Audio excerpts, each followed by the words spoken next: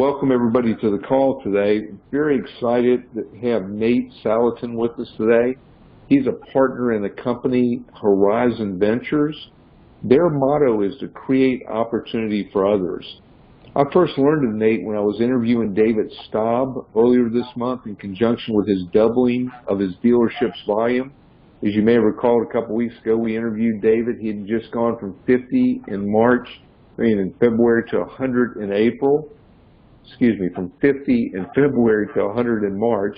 And if you remember on that interview, David credited Nate with helping him to create a vision and for an understanding of the purpose of his business. In fact, throughout the interview, as I tried to tease out some of David's tactics, he consistently referred back to how important this visioning was and how important that was as an ingredient of his recent success. I decided to reach out to Nate, and I found him to be very gracious and willing to share what he's learned with others. I think you guys will agree as you listen to him today that he has a real passion for helping others create opportunity for themselves. Nate is a Marine Corps veteran who turned business leader who believes that most of us want to live a life of significant impact, but maybe don't necessarily know exactly how to do that. After serving in the Marines and being deployed to multiple combat zones, he transitioned into civilian life as a New York City investment banker. Although very successful there, he didn't feel he was making the impact on others that he knew he could. And so that led him to start Horizon Ventures, where he does strategy consulting work with business leaders, innovators, students, and individuals across the country. He also actively invests in purpose-driven visionary entrepreneurs that are building their future.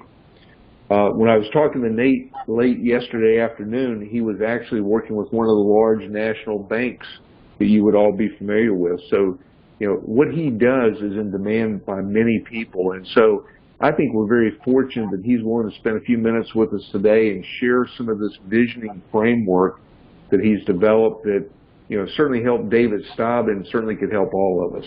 So Nate, welcome to the call today. Joe, thank you so much. Thanks for the invitation. Very excited. Yeah. Well, we're excited to have you here. So what is this visioning framework all about? Well, it's going to take a minute to unpack, and so I was listening as people were joining, and it sounded like some of y'all maybe are able to watch the screen and some aren't. So what I would encourage you to do, because this is in many ways a visual framework and a kind of a visual representation of things that can be, they're practical but they can be abstract, is listen to this real time, and then Joe, I think you were going to post this somewhere, maybe YouTube, and actually go back and listen to it again with the visuals. I would encourage you all to do that. But it's the visioning framework, and where I actually will start, and Joe, thank you for that introduction. Where I want to start, if I may, is with that military experience. And so, my goal here for this, with you guys, is one, to show that this comes from a very genuine place in my life, and kind of open up and share that with you. And then as we move toward the value that it can not only add to your life, but also to your business. And so I want to, as we get toward the end of this, Joe, help me bring it back to how it impacted Dave Defend Your Home and how I've seen it impact other business owners, because there's some very, very key insights there that probably won't be completely apparent when we start. So, okay. Joe, if you're good, I'll roll for a little bit. Absolutely. Awesome. Well, so here's a picture of me. I can't remember exactly when it was, but as Joe mentioned, I'm a Marine Corps veteran. Actually served in Iraq twice during my time in the Marine Corps, and the reason I want to start this story there is because I, at a very young age, had a chance to go and serve my country, and so had this intense sense of purpose and having an impact not only for my own country and serving my own country, but even in Iraq where I was serving. And in many ways, and I obviously don't want to get into politics, but for me, I was basically investing my life, putting my life on the line, so to speak, for the opportunity to help someone else, help a people group I didn't know have an opportunity to lead a better life, to have a life with more freedom. And so that's what I believe. It's still what I believe, but at the time as well, that's really what I believed. And so as I made the hard decision to transition out of the military, graduated college and ended up in New York City, was very fortunate to spend time up there as an investment banker in a career that many people would have said, that's very successful. You kind of become a success, at that point in your career. I had this feeling, and I won't call it emptiness, but I was missing something, right? I realized over time that I was missing that same sense of purpose and impact that I had back when I was younger and in the Marine Corps. I had another event happen just completely random around that time period. I was actually walking through a parking lot, and I saw this van, and it had a Thank a Veteran sticker on the back of it. And I looked up and I noticed there was this older gentleman with a World War II veteran hat on, sitting in the co-pilot seat. So I walked up there and I just started talking to him. And it turns out that he served in World War II, like my grandfather, and he actually flew B-17s in Europe during World War II.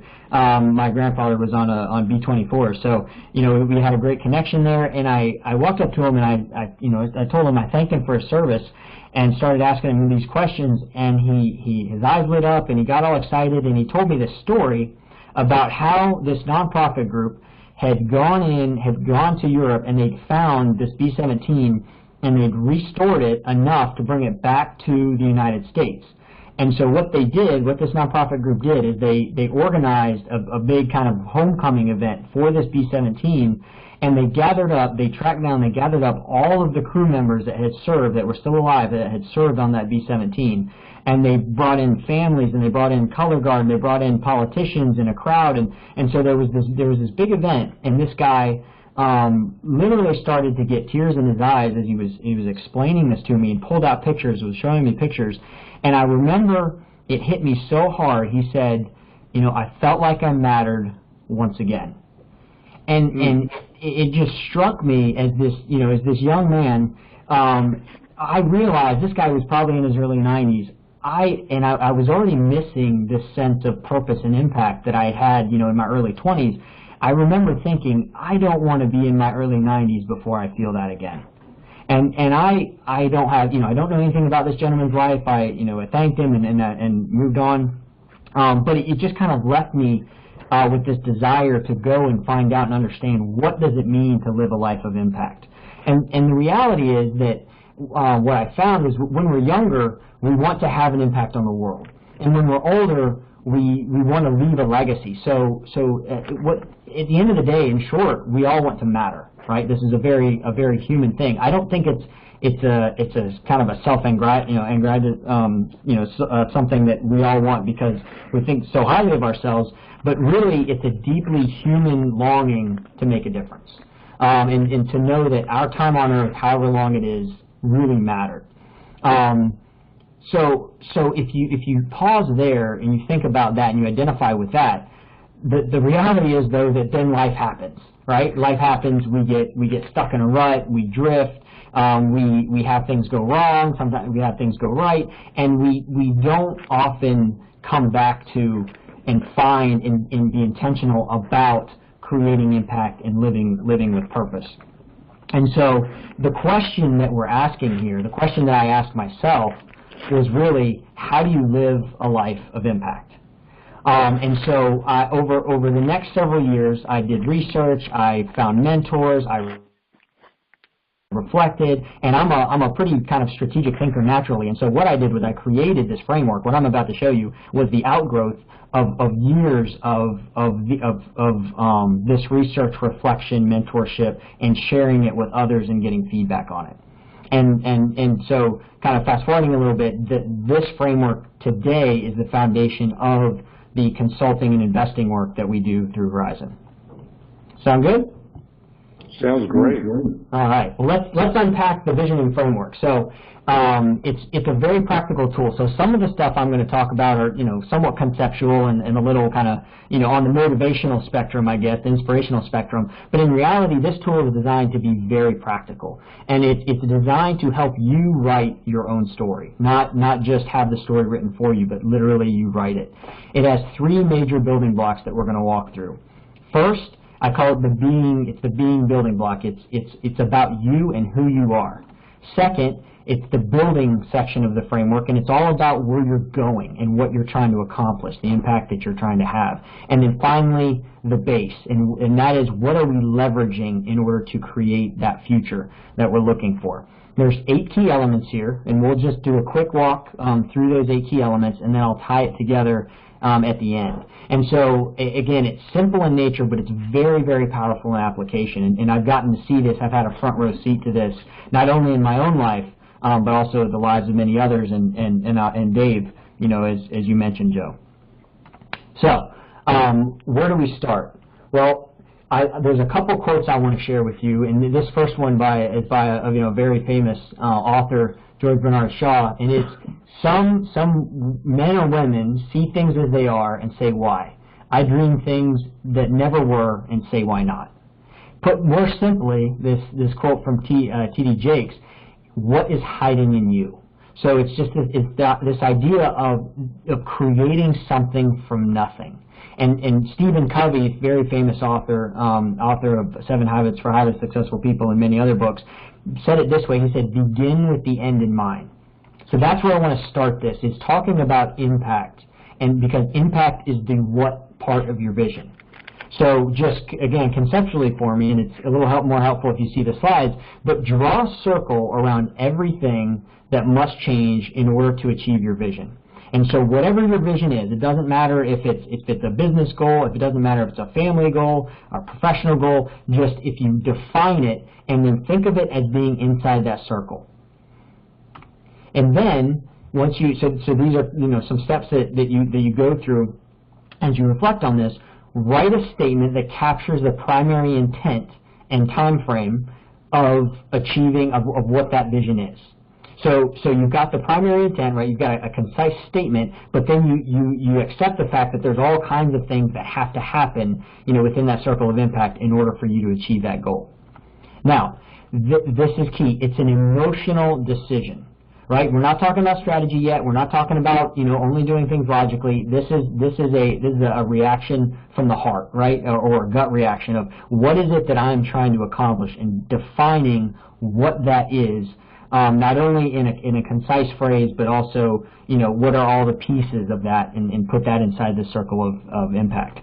Now, this is where we start to transition the conversation once you've defined what it is, the impact that you're trying to create. And that is, you cannot control everything within that circle of impact. Some things you can control, some things you can't. So what I want you to do, here's a quote, I'll read it to you for those that aren't watching the slide.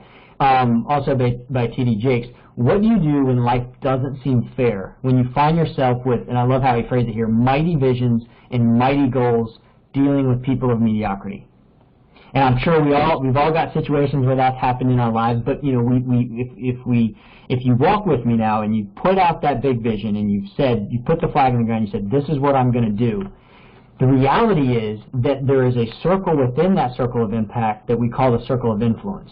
And it's everything within your impact, within that circle of impact, that you have a degree of control over. So this could include hard power. So if you're the boss, right, and you've got direct reports, actual positional power, and non-positional authority, which is referred to as soft power. So it's, you're still trying to influence somebody to make a certain decision, but you can't just tell them what decision to make. So both, that's the degree to control, that's within that circle of influence. So ultimately, the power, this is the power, influence is the power to drive the impact that you're seeking. And that's where this framework starts, that we start to knit these two pieces together. So expanding that circle of influence will increase your ability to drive the impact that you envisioned. So I want you to think about that for a second. So I want to use an example, and hopefully many of you all have heard of this guy, but it's a good example here. Elon Musk, right? Billionaire now, founded PayPal, and now he's got Tesla, and he's got some SpaceX, and he's got a few different companies.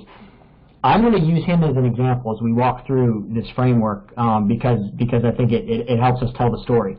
So Elon Musk has a vision for colonizing Mars. All right.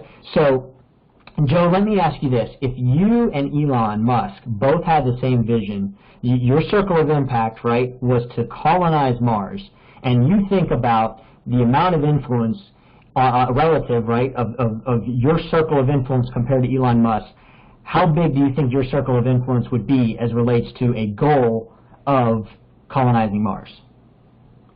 Well, we'd have a hard time seeing my circle. We might call it a dot. Right. So for Elon's, right, how big do you think his circle would be? Well, it'd certainly be bigger than mine, but that's a big goal. It is a big goal. It is a big goal. But if we just kind of compare you and Elon, obviously there's something about Elon, right, that has expanded his circle of influence. So there's a much higher probability that he will be successful in the goal of colonizing Mars more so than you. And obviously that doesn't take away anything from you and your career, but there's something about Elon, right, that's different. That's right. So the question then becomes, how do you expand that circle of influence so that you can achieve whatever big vision you've set out there? All right, so let's move to the next piece. I want to talk about time. And here's a quote, you're running out of time. We don't know how much we have, but you're running out of it. And so the question then becomes, what are you going to do with the time you have left? And why is time so critical? Well, time is the currency of your life. So when it's literally it's what you have as an individual to give, right? It's the most precious gift that you have. And so we only have 24 hours in a day. Elon Musk only has 24 hours. I only have 24 hours. You only have 24 hours. And so we really got to do two things. We've got to figure out two things with our time. And the first one is, how do we increase the focus of our time? And second, how do we increase the leverage of our time? Because if time is what we have to give, and we're trying to figure out how to expand that circle of influence, these are the two ways: focus and leverage. At Horizon, we kind of tie this into a little package, and we say, the question that we ask, or the formula we use, is impact return on time invested. So if I invest 10 hours of my time, what impact am I getting for those 10 hours of my time? And how do I make that? How do I increase the impact? Because I can't necessarily increase the time, exponentially. So we're kind of working back toward how do we ultimately deliver on our big vision. All right. So we're going to introduce the next piece. So how do we focus our time? So we focus our time using purpose, what I call a purpose and passion filter. So think of it as a Venn diagram that has the three things that you're most passionate about. So for those of you that aren't looking at the screen, you literally a Venn diagram, and your time kind of runs through it. And so you've identified what are the three things that you're most passionate about. Now, there's a lot of authors out there that will talk about, authors or speakers will talk about strengths, and we'll talk about things you're good at and all this kind of stuff. I think the most simple version, the one people that can relate to the easiest, is this idea of what am I passionate about. Chances are, if you're passionate about it, you're also probably pretty good at it. So that's kind of where we start. What are you passionate about? Now, there should be tangible examples of how these passions show up in your life. I don't want you to tell me you're passionate about, about golf, but you never. Golf is probably a bad one anyway. But don't tell me you're passionate about leadership, and yet you never put your hand up. You never try and lead. You never try and influence, as a leader. So it really, where are those examples of those things showing up in your life? Now, we're going to take a little bit of a quick detour. There's two very powerful alignment concepts that I want to share with you. And that is, your core passions should be built on a foundation of your core values. They should literally map directly. So I've got a military background. If you think of a weapon, you can't aim that weapon with one just the front sight post. You have to have the rear aperture on that weapon, and you've got to align those two parts of the sighting mechanism in order to fire and hit your target. Similar concept with this. Your values really need to be to form the foundation, and your passions are really the outward expression of your values. And so what I find is if people have passions that are over on one side and values that are over on a different side, you tend to pull yourself apart. You feel like you're trying to run in different directions versus creating alignment between these things that are so important in your life. The second powerful alignment concept here is that your purpose should thread the center of these two Venn diagrams, your core values and your core passions. So literally, if you were to think of it, again, draw them on a whiteboard as a Venn diagram, you want your purpose to thread all the way through. And this is a very hard thing to do. It takes a lot of reflection, takes a lot of kind of self-awareness to keep asking yourself and digging in deeper and deeper under the hood, so to speak, to figure out what is this for you and for your life. So I want to take it back, right? What you do, the reason that this purpose and passion filter is so important is because it tells you where to focus your time. So focus your time on the elements of that vision that you have a passion for. So I want to kind of make sure I get this point across. Your vision is going to include a lot of different things. It's going to take a lot of different things to go right in order to accomplish that vision, if it's a big one. Some of that you have an influence over, some of it you don't. So even within that circle of influence, if you consistently spend your time where you have a passion, on the things that you've got a passion for, you're going to be able to become more effective with your time. The things that are not within that passion filter, to the best of your ability, you want to do three things with them: offload, automate, or outsource. So everything else, offload, automate, or outsource. And I want to touch on those three things very quickly. So offloading are any activities not critical to your vision that can be stopped immediately. So once you've done this work, you've done this reflection, you've created this alignment, you're like, you know what, that's a nice to have, it's not part of my vision, not part of what I'm passionate about. Take it away. Second, automate. So activities that are critical to your vision, but that can be put on autopilot. And then finally, outsource. This could also be delegate. Activities critical to your vision, but don't have to be done by you.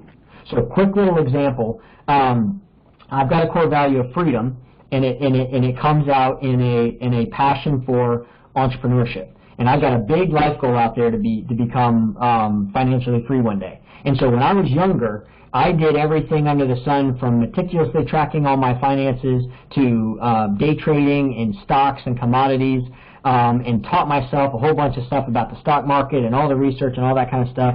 And when I went through this exercise with myself and I really reflected on this for my life, what I found was I've got a passion for entrepreneurship and passion for leadership. Well, day trading stocks don't require either one of those things. And so while I could justify it as it was a way for me to work toward the goal of becoming financially free, but it wasn't what I was excited about. It wasn't what I was good at. And so I decided that trading commodities, day trading commodities, I just offloaded that completely. Just done, gone. I figured out ways through systems and technology to automate tracking my finances. So I was still able to track my finances and be disciplined about my finances, but I wasn't burning up a bunch of hours doing it. And then finally, I outsourced the investment, the management of the money that I did have to someone else who was better at it, who loved to do it, and had better tools than I did. So that freed up a bunch of time. Ultimately, remember, that's your most precious commodity, to focus on what I love to do, and that's building businesses, which is what I do with Horizon. We'll come back to that. So that's just a little example of kind of how too often we justify something, spending time on something, because it is in service to a bigger goal. But I would challenge you to think about how it fits into your purpose and your passion filter. Let's move on. So we talked about increasing the focus of our time. The second piece was increasing the leverage of our time. So let's go back to our Elon Musk example. So Joe, you and Elon Musk, you've got the same goal out there, right? We talked about you have the same circle of impact that you're trying to accomplish, colonize Mars. His circle is bigger than yours. You both have only 24 hours in a day, and let's just pretend, for the sake of our conversation, that you and Elon Musk have the same purpose and passion filter, right? So you've got kind of the same things that you're good at. Why is Elon Musk, why is his circle Why is his circle of influence bigger than yours? Well, I'm guessing it's because of that leverage idea that you're talking about. It is. And this is the piece that you don't really find in a lot of the kind of the frameworks and what I've seen out there. There's three things that we leverage in what I call our power base. And Joe, I'm just curious, what do you think those three things are, if you were to guess? Three things for my power base? That you're leveraging. The three things are the same for all of us. Three categories. Oh, okay. That we're leveraging. Time being one of them? Time is not one of them. That's what you're. It's how do you leverage your time? How do you increase the leverage of your time? Well, we can leverage it through people. Yep. Okay. So if I've got and that's probably one of Elon's better deals. He's got a bigger organization than I do. Sure. So we can leverage people. We can leverage probably other types of resources like technology. We can probably leverage technology. Sure. You've got two of the three, so I call it relationships and resources. If you've got two of the three, what would the third one be? It would be money. So I'll throw money under resources. Okay. Relationships. I'm drawing a blank. Help me out. So here's the three: experiences, relationships, and resources. Oh yeah, there you go. Great. So when you think about why Elon Musk's circle is so much bigger, I guarantee you that you can trace it back to these three things. And so as we think about how we're investing our time, right, if we can be leveraging these three things as we invest our time, our circle of influence is going to grow. Now here's the fascinating thing, before I unpack each one of these things, is I want you to think about experiences, relationships, and resources almost like a balance sheet. That you can grow your account, so to speak, your balance of those three things. Now, relationships and resources can shrink or grow, right? Experiences just tend to grow. But if you're intentional about growing all three of those things, your foundation, your power base, right, is going to grow over time. So we'll come back to that idea, but I want to unpack quickly experiences, relationships, and resources. So experiences, the key here is a resume is probably the easiest proxy, right, for how do you think about your experiences. That's what when we are interviewing someone new, we don't want to know what class they took in college. We want to know what they've done, right? That's where real knowledge. That's where the real experience happens. So you've got to build the resume that you need to achieve your vision. Don't be afraid of new things. It's fast. There's a great Warren Buffett quote that says, "Some people get 20 years of experience. Some people get 1 year of experience 20 times." Mm-hmm. And so my question for you is for the audience is how often are you intentionally pushing your comfort zones, or are you just doing the same thing day in and day out? Because growth happens when you push your comfort zones. There was a study that they did of people shooting a basketball into a basket, and they tracked where they shot the ball from. And Joe, you probably don't have any idea unless you've actually heard of the study, but where do you think the majority of people shot the basketball from? And these are not NBA players; these are just average people. Foul line. So that's a good guess. The answer is that people shot the basketball from most people shot the basketball from the place that they scored roughly 80% of the time. Oh, okay. So for some people that was the foul line. For other people it was a layup, right? But people naturally they only will push their comfort zone so far because they're afraid of failure. The only way you're going to significantly expand, right, your balance sheet of experiences is to push your comfort zone and not be afraid to fail. So obviously there's great implications there for entrepreneurs and businesses, but that's the crux of this one, right? Be intentional about how you're expanding and building your experiences. The next one I want to talk about is relationships. Quality and diversity matter.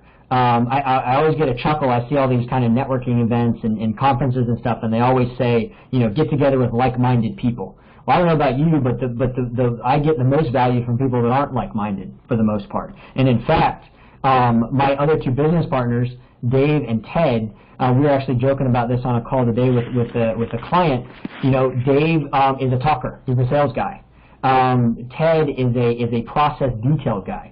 I tend to be kind of more of a strategy visual guy. That's why I have the PowerPoint, right? And so one of the things that we knew as we put together Horizon was that we wanted these different skill sets, these different personalities, these different types of people to be coming together because we knew that would make a more successful business. So if you go out there and you just hire a bunch more of you, you're not going to be nearly as successful as you could be. There's something here that I want to come back to, but the relationships, this particular one out of the three is the most powerful, and I want to come back to why here in a second, as soon as we talk about resources. So this one is probably the most intuitive, Joe, for us, especially when we think about Elon Musk, right? The guy's a billionaire. So right. All I will say here is make good financial decisions and then leverage your assets, leverage those resources into creating the impact that you seek. Often we don't get creative enough. We don't think about the resources that we have and how we can leverage those into that circle of impact, into achieving that impact. But it's pretty clear that if we had a powerful organization, like you mentioned, Joe, that we can leverage that into creating, into our vision and creating that impact.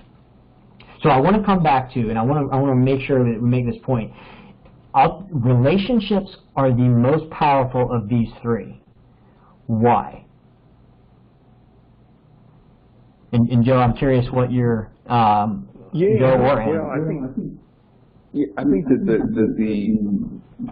the human element probably has the most opportunity for growth of any of these things. I mean, it's exponential.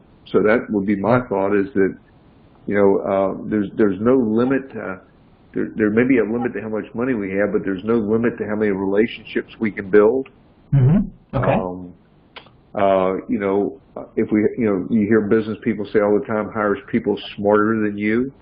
You can certainly grow. And so I think the ability to grow, I think is possible. Plus, I think, I don't know. There's a couple ideas.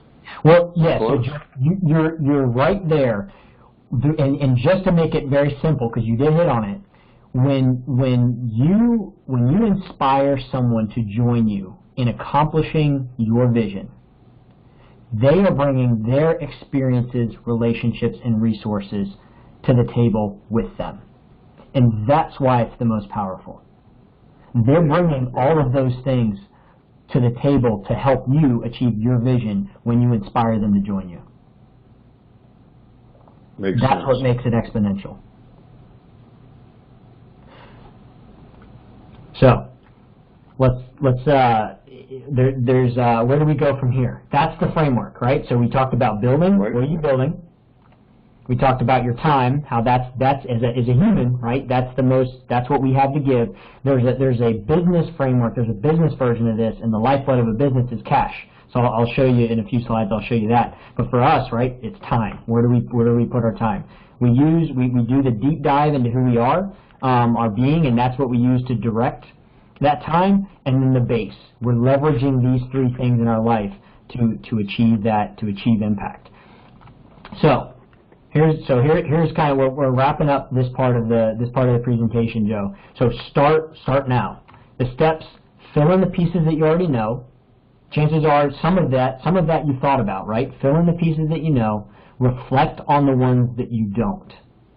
Then force yourself to create alignment between those pieces. And so when I talk about those pieces, right, it's these three major building blocks: being, building, and base, and creating vision alignment between all three of those. Because the more tight and aligned those are, the more effective you're going to, and the better you're going to naturally be. And you're just going to be a lot more aligned as a person and aligned in terms of your core in what you're trying to accomplish. You're going to show up as a much more genuine, authentic person, and you're going to have a lot more energy to fuel building this life of impact. And then go achieve your vision.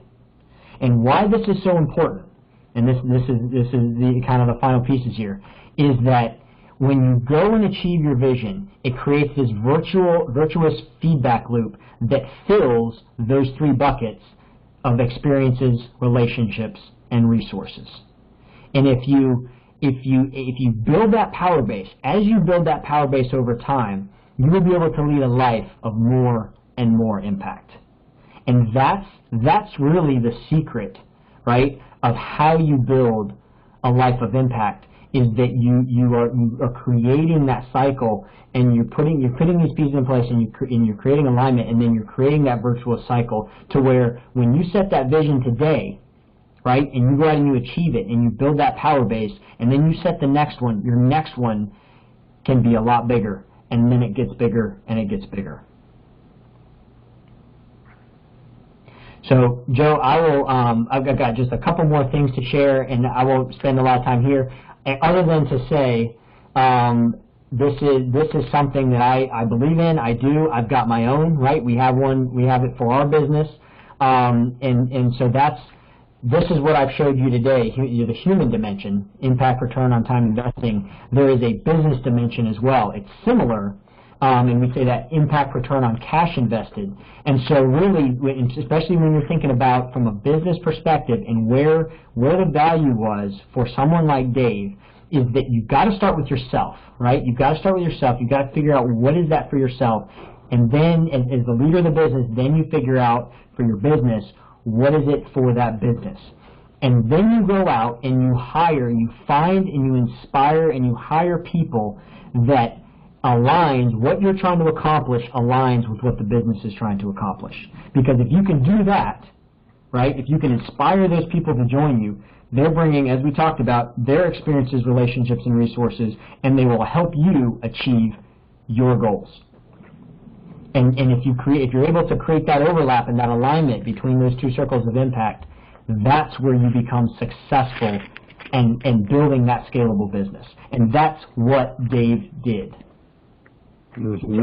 Those two pieces, he figured out what is the purpose of my business based off of values and compassions, and then for the business competencies, and then he aligned that with a big vision, and he went out and he recruited some incredibly talented people to join him. And the reason he was able to do that is because he was able to articulate what his vision was and what kind of purpose and values his business was going to have. Yep. Sounds exactly like what he shared with us on the call. Awesome. So Joe, I've got a couple slides, about Horizon and that kind of thing, but that's the framework, right?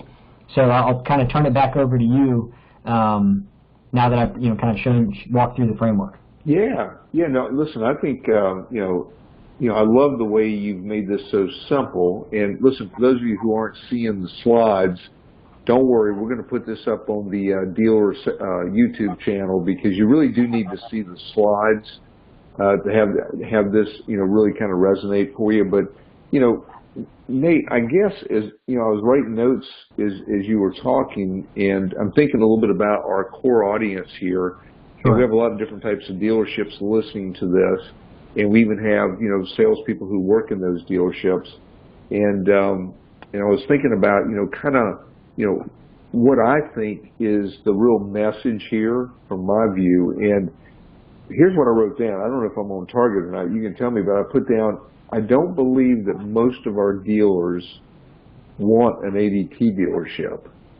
Okay. I believe they want a life. Okay, yep. Am I kind of on track there?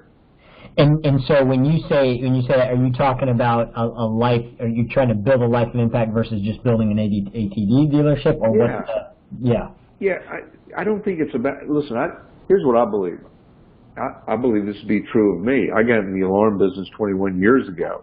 Mm-hmm. I didn't get into the alarm business because when I was 5, 6 years old, it was just my passion in life to be an alarm salesman. Yeah. I mean, I would love to tell you it was like that, but it wasn't like that for me. Mm-hmm. As a matter of fact, the earliest passion I can remember was wanting to be an oceanographer, just because I probably took some science class as a young kid and thought, boy, that'd be kind of cool to be swimming in the ocean all the time.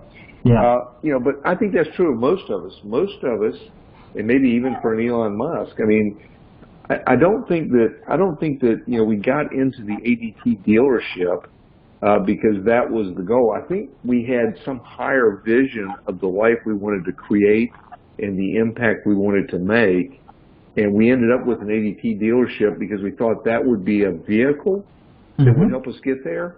Exactly. And that's what I really heard when we interviewed David, was that the ADT dealership was the vehicle to build the life he wanted and to be able to make the impact he wanted. Go ahead, I'm sorry. I was just going to say, you're exactly right. And so if I back up to these, to this slide, right, the Defend Your Home's purpose is about developing people, right? And there's a business vision out there that's aligned, that's the next big expression of developing people. Right. It was initially move into an office, right? Out of the Starbucks into an office. Then it was hit 100, because when you hit 100, that creates additional opportunity. It creates leadership positions. It means that we can move into a bigger office and recruit more people, etc. There's this new world that opens up.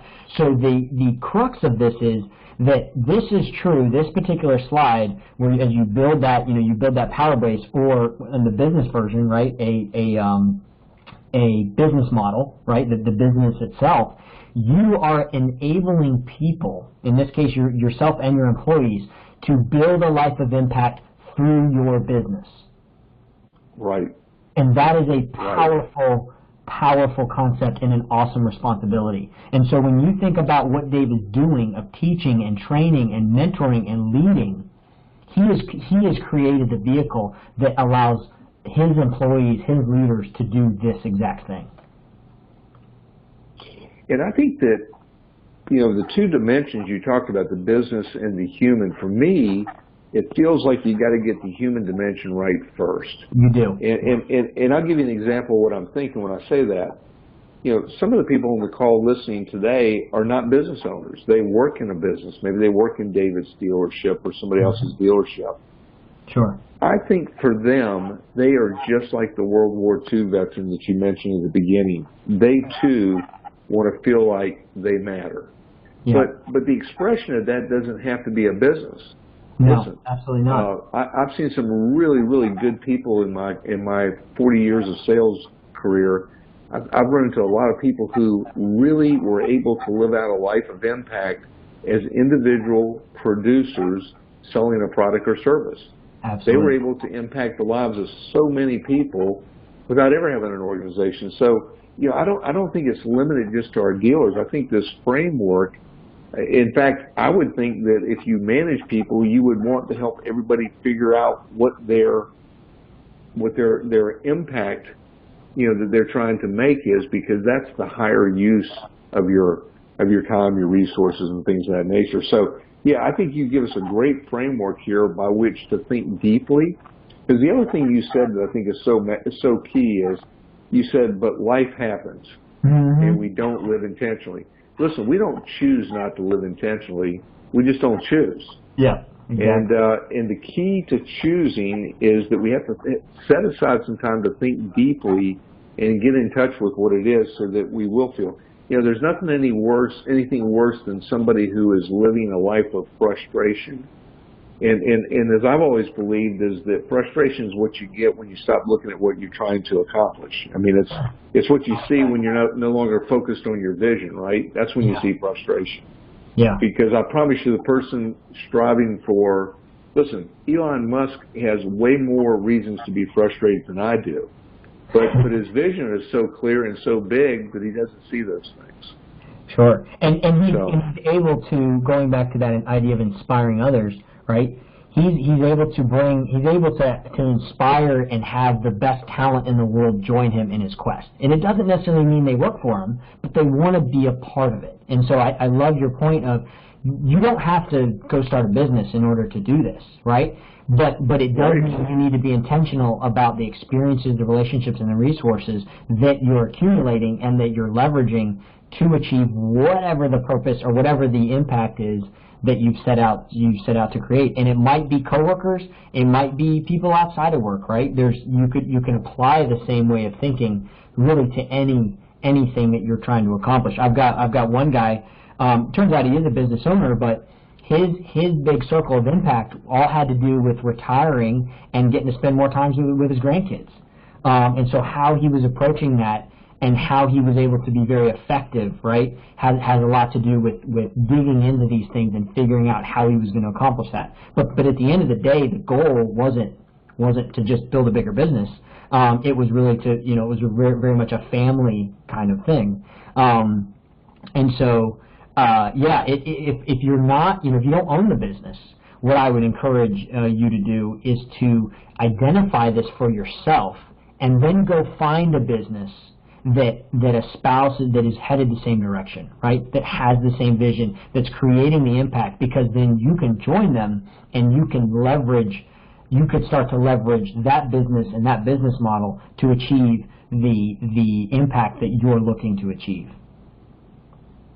Absolutely. One last thing I would just point out, just kind of as I think about our audience here, I love what you talked about offloading, automating, outsourcing, anything that's not part of your vision and passion, and anything that's not leading you to the pursuit of those high-impact activities. And I was thinking a little bit about the SafeStreets opportunity. That's exactly what we did when we built this business model, is we created a model so that people like a David, could offload, automate, and outsource to SafeStreets all the things that generally, if you're really good at sales and marketing, they're things that aren't going to be a part of your vision. They're just things that are going to take away. And so we created an incredible piece of leverage using our national installation team, our back office, our collections group, our dealer support team. I mean, when you think about the things that we've put our dealers in position to offload, automate, and outsource, it's incredible. So, I like to think that we're a real partner with our dealers in helping them focus on the things that will allow them to really focus and leverage their time. So, anyway, I see that in this framework as well. 100%, and that was a big part of the conversation, that Dave and I had back when he started Defend Your Home, was that the reality was this business, Defend Your Home, is about developing people. And the reason it can be that way is not only just because ultimately people are what drive it, but it's essentially a sales engine, right? Because of its relationship with SafeStreets. And so that allowed Dave to do what Dave loves to do. And so when it's incredible what he's been able to do with that team, but at the same time, you put a guy that's as good as he is into an environment where he can just focus on that, big things are going to happen. Right. And I think that's the huge opportunity. But hey, listen, I just want to tell you how much we appreciate you being here and sharing this. And honestly, I see this as an episode unlike any that we've ever had. We normally try to deconstruct successful, tactics of our top people, but this is a completely different episode. And I know the people who are on the call would agree with me. But I would just tell you, this is the type of episode that we can send people to get them kind of reoriented, to get their compass back on track. Because, listen, business is not easy. Life is not easy. Things happen. We lose sight of these things.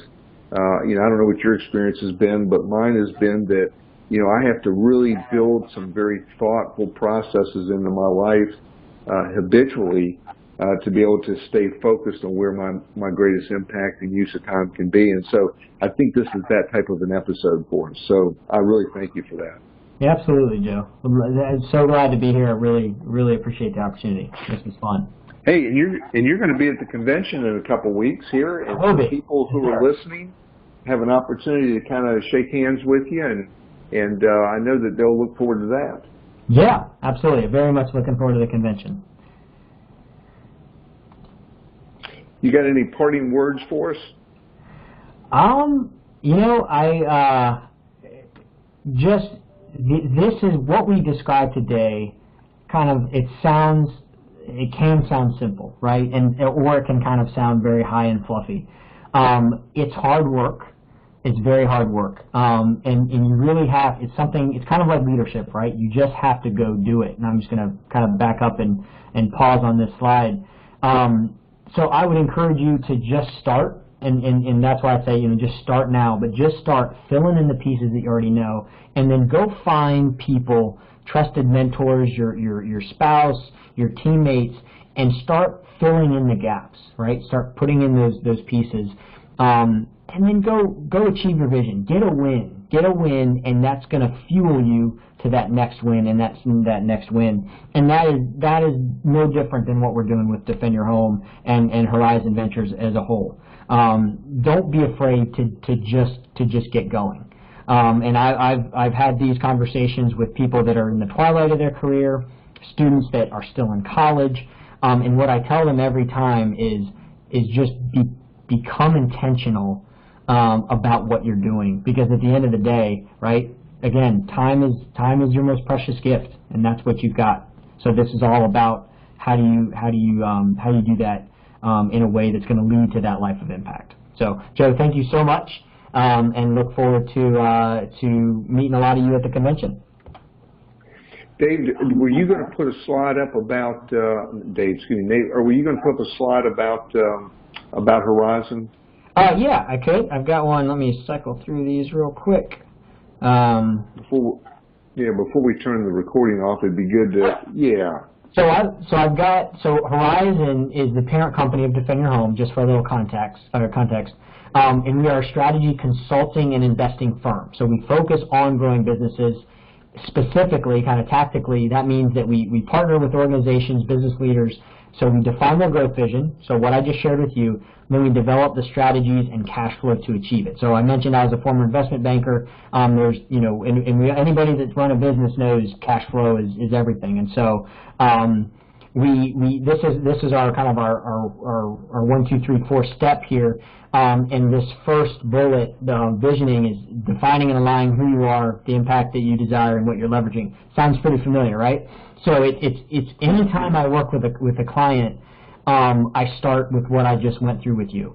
I start there because of what it tells us and the value that it creates for that client, regardless of the tactical challenge that they're having, right? And then we move into strategic thinking. So we've got a process. Whether if you're a small business, we've got one process. If you're a large business, we've got a different one. Execution, right? You can think all day, but if you don't have a good system to execute, you're not going to be able to achieve your growth vision. And then finally, where the rubber meets the road, cash. And so what we found, Joe, and I'd be curious, we can talk offline. We found that there's a lot of consultants out there, and a lot of us have kind of a bad taste in our mouth about consultants.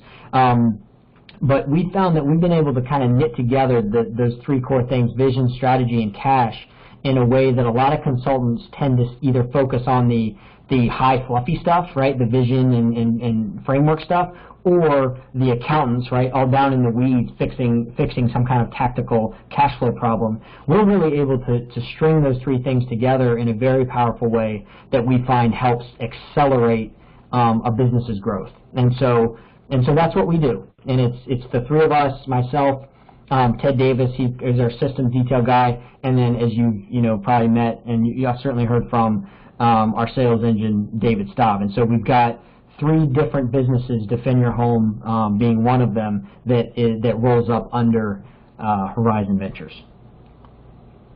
Fantastic. Well, listen, again, I just want to thank you for being with us today, and best of luck to Horizon. Thank you. And in your partnerships, and we look forward to seeing you at the convention.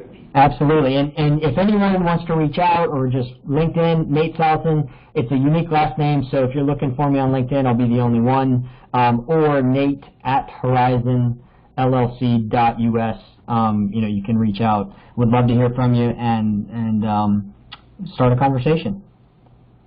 Fantastic. If anybody needs that contact information, reach out to me and I'll make sure you have it. Okay, Nate. Well, thanks for being with us today. Thank you, Joe. And Ann,